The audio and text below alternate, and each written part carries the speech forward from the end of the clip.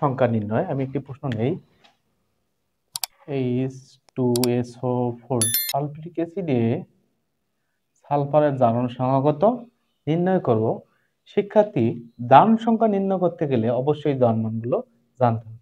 আমরা জানি হাইড্রোজেনের জারণ সংখ্যা +1, এখানে হাইড্রোজেন আছে দুইটা, একের সাথে 2 গুণ করলে 2 একে 2 কি 2 +2। যার জারণ সংখ্যা বের করব তাকে আমরা কনস্ট্যান্ট রাখবো।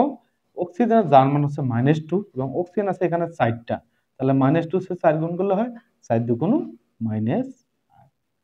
তাহলে একটা বিষয় লক্ষ্য করো, আমরা একদিকে পেলাম -8 আর একদিকে পেলাম +2।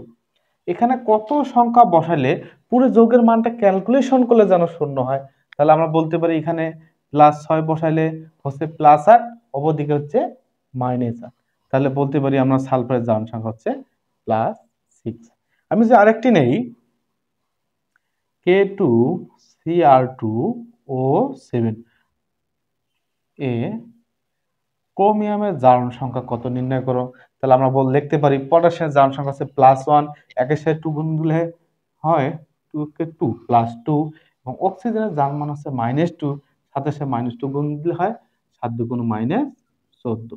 তাহলে বলো শিক্ষার্থী, এখানে কত মান বসালে পুরো ক্যালকুলেশনটা আমাদের শূন্য হবে? একদিকে আছে -14 আর একদিকে আছে +2। তাহলে আমরা বলতে পারি এখানে +12 বসালে পুরো ক্যালকুলেশনটা কি হচ্ছে আমাদের শূন্য হচ্ছে। এখানে আরেকটি বিষয় আমাদের প্রশ্নের মধ্যে বলেছে K2Cr2O7 এ ক্রোমিয়ামের জারণ সংখ্যা কত। তাহলে কয়টা ক্রোমিয়াম বলছে? মাত্র একটি ক্রোমিয়ামের কথা বলছে। তাহলে এখানে যদি দুইটি ক্রোমিয়ামের জারণ মান +12 হয়, একটি ক্রোমিয়ামের জারণ মান হবে +6। আমি যে আরেকটা প্রশ্ন নেই, KMnO4 এ ম্যাঙ্গানিজের জারণ সংখ্যা কত। তাহলে ঝটপট আমরা ভেবে লিখতে পারি পটাশিয়ামের জারণ সংখ্যা +1, অক্সিজেনের জারণ সংখ্যা -2, অক্সিজেন আছে 4টি, 4 দিয়ে গুণ করলে হয় -4 2 8।